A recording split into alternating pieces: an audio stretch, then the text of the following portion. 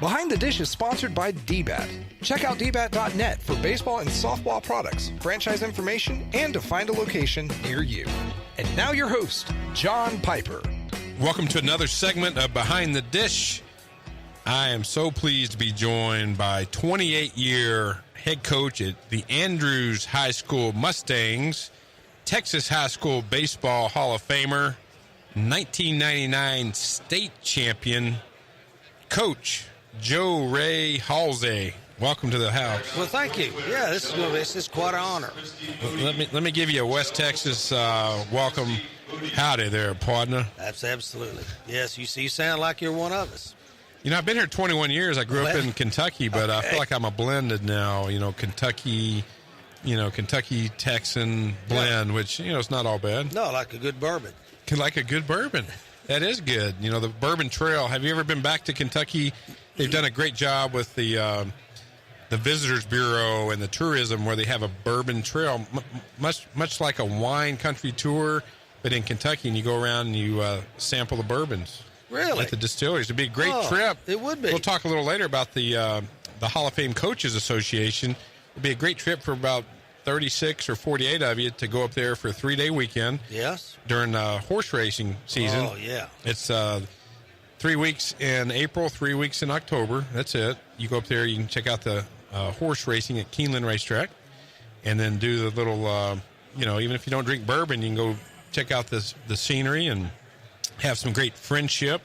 Absolutely. And a good time there in Central Kentucky. I'd be happy to tape up and go. That'd be a neat trip. Everybody I tell that to says, man, I want to go. We should become like travel and tourism directors. You sure could. You sold me.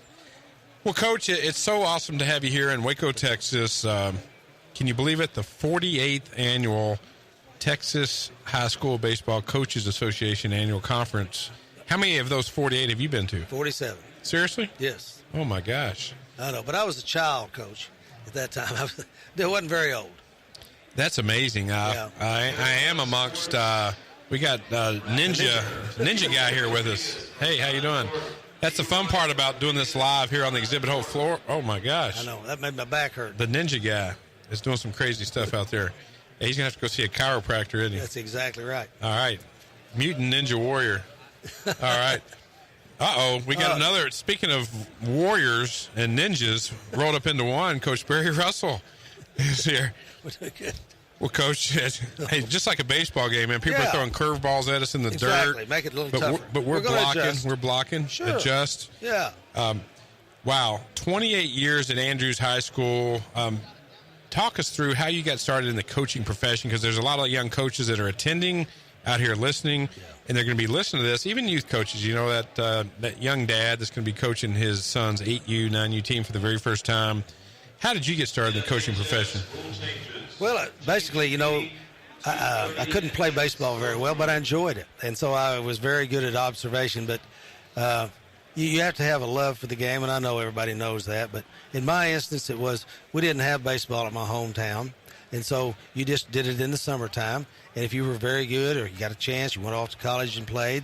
And I did that for a couple of years. And then they decided, well, perhaps you could coach better than you can play. And so that's kind of how that worked out. And I enjoyed it. It was fun. It was very, very intriguing. Kind of learned the game by then. And then I went to a place called Andrews. And, well, first of all, back up, I went back to my hometown. They didn't have baseball, and that didn't work out real good. Where'd you grow up, your hometown? Perryton. Oh, yeah, Perryton. Yeah. We're just talking about Perryton. Yeah. We got some mutual friends up in Perryton. I've been there. Yeah, the land, you got to get tough to live in that area. Hey, let me tell you a quick story. Okay. You're going to tell us a bunch of funny ones. Normally, whenever I travel, I book my flight and rental car at the exact same time. Sure. Like most normal people, right? Mm-hmm. So I'm flying to Amarillo to drive up to Perryton, right?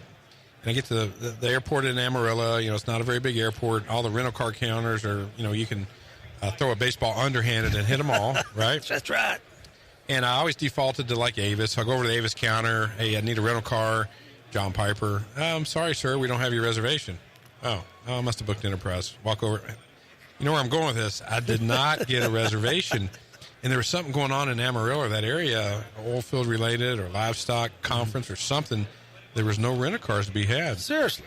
So I get creative, Sure. creative guy. You can do it. And I called U-Haul.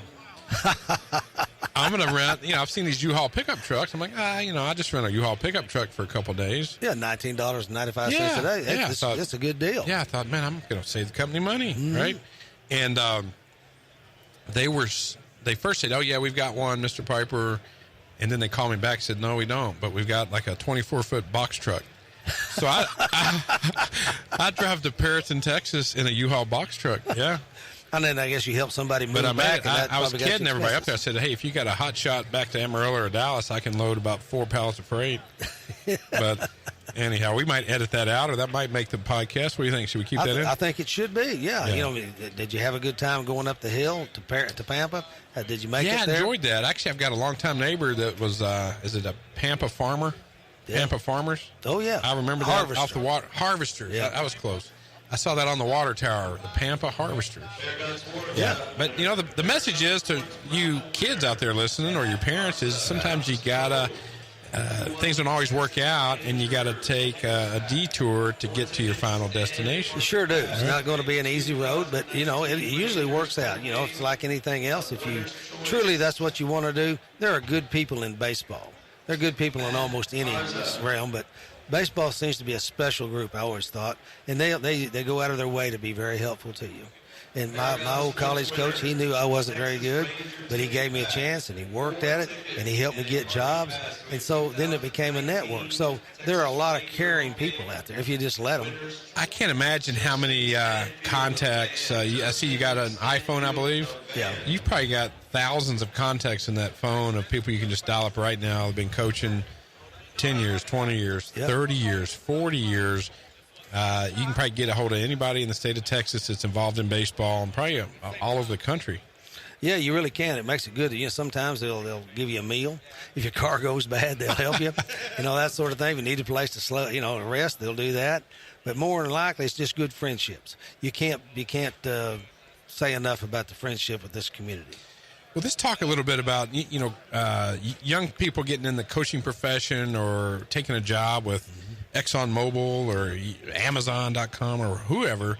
They're not going to stay at that job their first job much more than 18 months. Statistics show probably 4 years is the average turnaround. So to stay at Andrews High School for 28 years, there had to have been some challenges along the way, and some opportunities that you had to probably go to some other schools, but you stuck through it at Andrews. Can you talk to our audience a little bit about maybe some of the adversity you persevered through being at the same school for 28 years?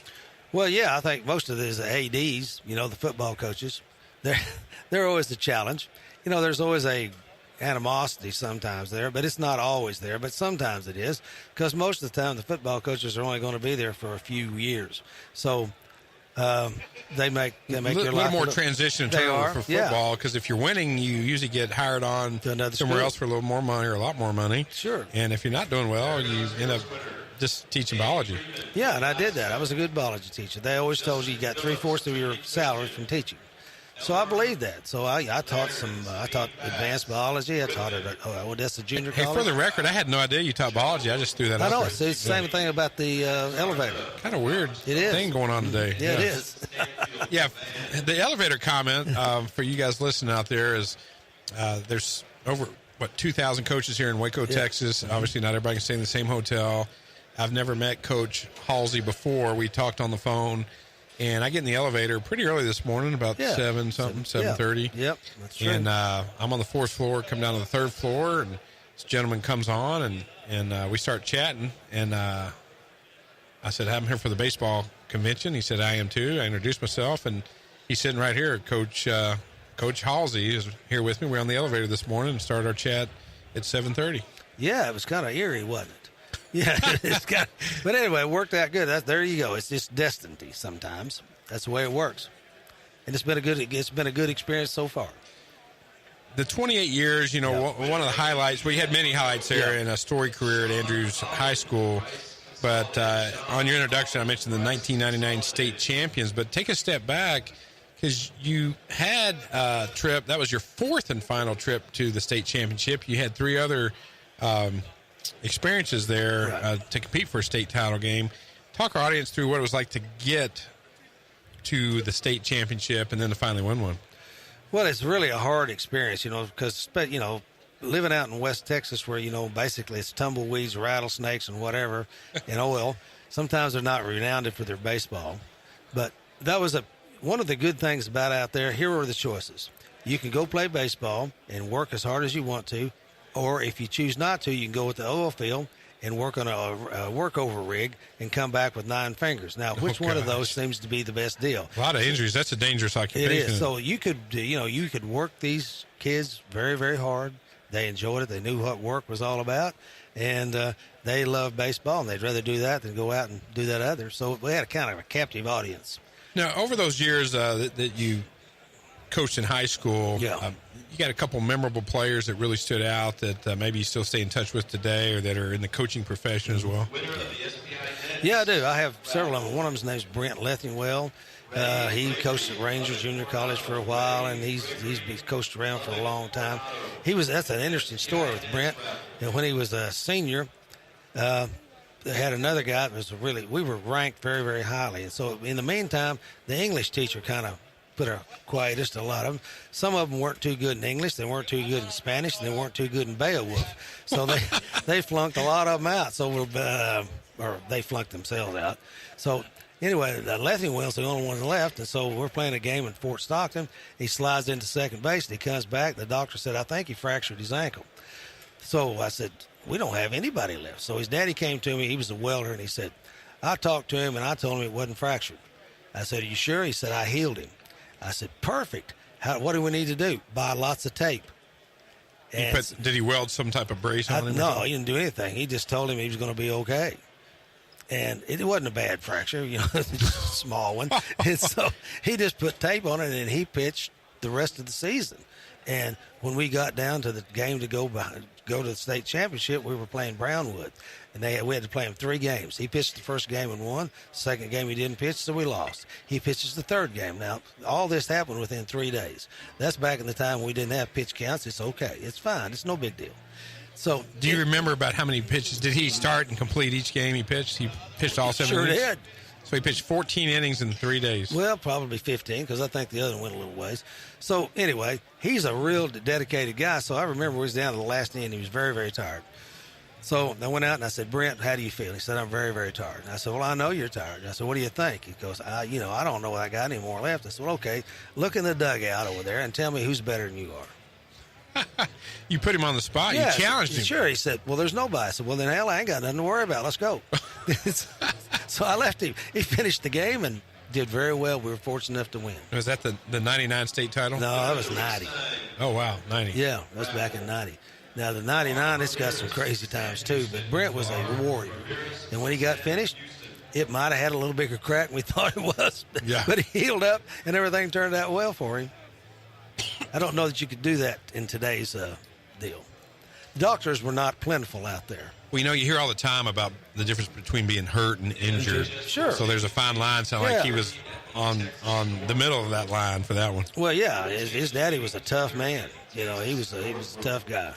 His daddy used to get real mad, and when he got real mad, he wanted to go fight. And so that was one of the deals. And so I would be with him. He said, I think I've had enough. I'm going to go get this guy. Now, this is okay in West Texas. That's fine. I said, but you probably shouldn't. He said, I think I've had all I could eat. So he would take his top teeth out, and he'd give it to me in a handkerchief. And he said, when I get finished, I want you to give my teeth back. And this was the player's dad? Yeah.